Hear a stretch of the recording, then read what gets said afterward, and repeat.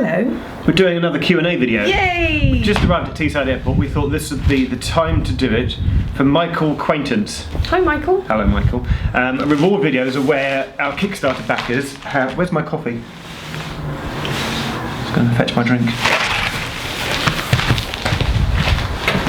By the way, don't ring this phone, it doesn't work. Where some nice people have paid us money to have a personalised Q&A video made for them. That's you, Michael. This is that video. We're at Teesside Airport. Have you done this thing again where you've got the questions and I've not seen them? Okay, so you've had time to prepare. No, but he emailed them over a week ago. I've saved them and I can't even remember what he asked. Okay. So they're kind of new to me. Okay. Are you ready? I'm ready. Vicky. Yes. What would you do if you were in charge of all the railways? What would I do? All the country. It's the big picture option where you can change anything. So what one major sweeping thing would you do? I know what I'd do. It's well, I'm going to say the same thing I've said before, which is more accessibility. So a focus on providing multiple options for people who have different accessibility needs. So more trains with built-in ramps, more facilities to help people who are blind or partially sighted, or deaf or hard of hearing, or any other disability that at the moment the network isn't necessarily able to accommodate. So understand that it's a tricky thing. The system's a very, very old system, and gradually those things are happening. But if I was in charge, I would put that to the top of my list. I would make it so that the train operating companies don't have to make a profit. Oh yeah. And you just run the railway for the good of running a public railway service. Yeah. What do you hope the current management government will do to improve the railways? This is a hopeful, but still within the constraints of the reality option. Well... Can you repeat the question? What do you hope the current management/government will do to improve the railways? Same answer. Same answer. Realise that the railways are there for the good of the people, and that, you know, it's not always about making a profit. Not everybody can afford a car. Public transport should be there for the public to allow freedom of movement. Yeah. What do you realistically expect to happen to the railways? Realistically, this is the you're getting deep, Michael. Very deep, Michael. And it's a Sunday morning. It might be too early. You might have to repeat that again. What will realistically happen is that there's a dog in the distance. There's two dogs. It's like a wolf. No, it's a collie dog. It's like a sheepdog. Well, collie dogs look like wolves. There will be a slow, gradual improvement, like with anything. All change involving many people and multiple parties happens, but it happens at a slow rate. And you know, the history books will record that change happened slowly, which is a shame, because it'd be better for sometimes sweeping change to shake things up a bit is good. But I do worry that like your hope or your thing that you would do is that the railways is for the good of the people, but I fear that we live too much in a world of business and money and profit, and decisions are not necessarily made about what is best for people. So that worries me. That worries me about life in general. But it always comes down to the accountants. In the end, the accountants always have the final say. There's a man that balances the books, and that ultimately determines the business. When I was starting university, I chose which bank to get an account with because they offered a free gift of a young person's rail card. Oh wow! Now known as the 60 to 25 rail card. Do you know of any other ties between railways that seemingly unrelated to other businesses, and/or do you have any ideas for these sorts of collaborations? I think, by the way, that people walking their dogs have come to catch the one-a-day train going. They're definitely coming. There's some people with dogs approaching them. I was only recently aware of this because my friend Chris is a South West Trains Gold Card user. If you're a South West Trains annual season ticket holder, you then get free travel on South West Trains at weekends, which is good.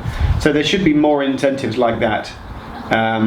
There need to be more incentives for people to buy rail cards. So that's the only other one I'm aware of, aside from the Network South East Rail card and the Disabled Rail card. That's not seemingly unrelated business, is it? But I just think there should be other incentives like that. It should be like when you're at a Costa or something, it should be the thing like make 9 rail journeys and get your 10th free. Like a loyalty card. A loyalty Your card. conductor stamps your card. You can get. I know that they do this in the southeast. 2-for-1 entry to heritage sites like that's Windsor true. Castle Yeah. or Leeds Castle, which is not in Leeds, for example. places like that. If you show that you've travelled to that location on a train with your train ticket, you can get 2-for-1 entry. So that's another sort of tie-in. I don't know any other. But we have got. Do you remember when TfL were trying to really push contactless travel? You can now use contactless on your credit card. They did a tie-in in London with one month it was Visa and the next month it was MasterCard. It was like on a Monday you could travel for free. If you had a MasterCard credit card, you could get free travel on your contactless card. We've got a video coming out soon where we've been chatting to the train line about mobile ticketing, and if we want to switch people over to mobile ticketing, then again we do a thing where it could be like, say, buy 9 tickets through the trainline.com mobile app and get your 10th one free, and that might be a way to get people onto mobile ticketing. You have to offer an incentive to retrain people for it to become the norm. Because people are like, I must queue up at a ticket machine and buy a ticket. No, you don't, just do it through the phone. But I would like to see tie-ins, just thinking about the tie-ins, wouldn't it be great if like the Heritage 2-for-1, you could do like theatre 2-for-1 or a music concert. Or castles. 2-for-1. Well, that's Heritage. But yeah, so if you travel to a concert by train, you get some discount off of your concert ticket, or something like that. That would be cool. And also if you're using like a rail card, if you're a young person, then that would help you to be able to go to gigs and things. There's another bugbear of mine that gig tickets are very expensive. Do you think that all the stations has already had a noticeable effect on the National Rail network, and if so, do you think this would be a lasting change? Passenger usage is already on the up. At the same time that we're recording this video now, we're about to record another little video to tell people to go out and buy their tickets for August 12th, 13th weekend. So I know that we have made people make journeys that they haven't already made. That trend will be a trend anyway. I mean, that's part of the reason why we're doing this, is to kind of go, hey, look at the railways, look at how busy they are. We just got off a Transpennon this morning that was packed. It was really busy. Well, that's a difficult question to answer because we're still going. I don't know if maybe train operating companies can add to their questionnaires that they do, like an option like, why did you make this journey today? Like, visit family, like go shopping, business. You heard about just all the stations. That would be cool. But I hope that we can. I hope that we can have opened the door for people to be comfortable to say that they like railways and don't feel stigmatised by it. The next question is the best one. Okay. You ready? Hey guys, how long had you been thinking about doing this project? When did the idea first come to you, and what was the trigger to move from an idea to actually doing it for real? I know the answer. The idea happened about 5 years ago, off the back of doing all tube stations. You then think, what about doing all national rail stations? I saw somebody else, a friend of mine on Facebook, post a map of all the places that they'd been to in Britain by train. And I was like, and those two things together, I thought, well, what would it take to travel to all the stations? And from that day, I just fired up a notepad, and I've had a text document on my desktop, and then later in my sort of ideas to do one day, to go to all the stations with rough costings. And then the conversation happened in September of 2016, last year, and it was a Sunday evening, and you and I were having dinner, and we were just sort of talking about what to do in the future, and I probably said something like, we could always do that all the stations thing. No, we discussed it about 2 years ago.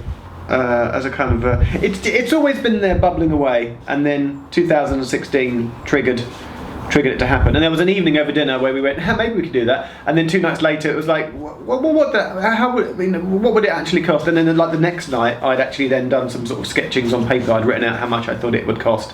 And then by the next weekend, I was emailing my friend going, do you think we could possibly do this? And by the next weekend, and that friend replied to say, well, if you do, don't forget to tell this person, he could be a useful contact. And throughout the month of September, it slowly built up, and by October, I then found myself telling people in the pub going, we've had this idea, and then by November, I think we'd agreed that we would actually do it. So it started over just a random dinner conversation in September of last year. One Sunday. I'm doing all the talking. You are. You were saying, it sounds like you did all the planning. I caught one of those things, a wish that our train arrives on time.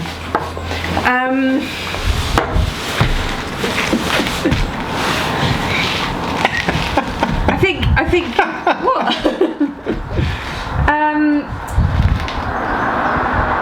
We were both. It's so difficult to know because everything's happened so quickly. I think we were both involved in that process of sort of planning it out and thinking how much it would cost and chatting to people about it. Definitely, but it was sort of it is a. I went into project planning mode, I think, with all the spreadsheets and the sort of financial documents. She's got a T-shirt with a diamond shape that says PP on it. What does that mean? Project planning. Project planning. But again, we have a team of people who are currently helping us on the actual journey, but who helped us in the planning. I like how you say they're currently helping us. They won't in future when it's all over. Maybe not. They're only currently helping. Waiting for the last train. It's all over. Deleting us on Facebook, blocking us on Twitter. But in the lead up, can you tell we're 80% in? We just started to lose it. We're like, yeah. But in the lead up, we have other people who are encouraging us along the way and making suggestions about stuff too. There's a plane. No, it's I'm thinking it's a car. That's either a lift or it's airport security who's come to investigate why the hell there's two people on the platform at Teesside Sort of a Airport long Station. rambling answer to this question. You're going to edit this time. I'm leaving this all in. I'm leaving this all in. So really quickly then, do you know if the maquette designs are protected by law, copyright or similar? Yes, they've been designed by someone, so most likely Copyrighted, yes.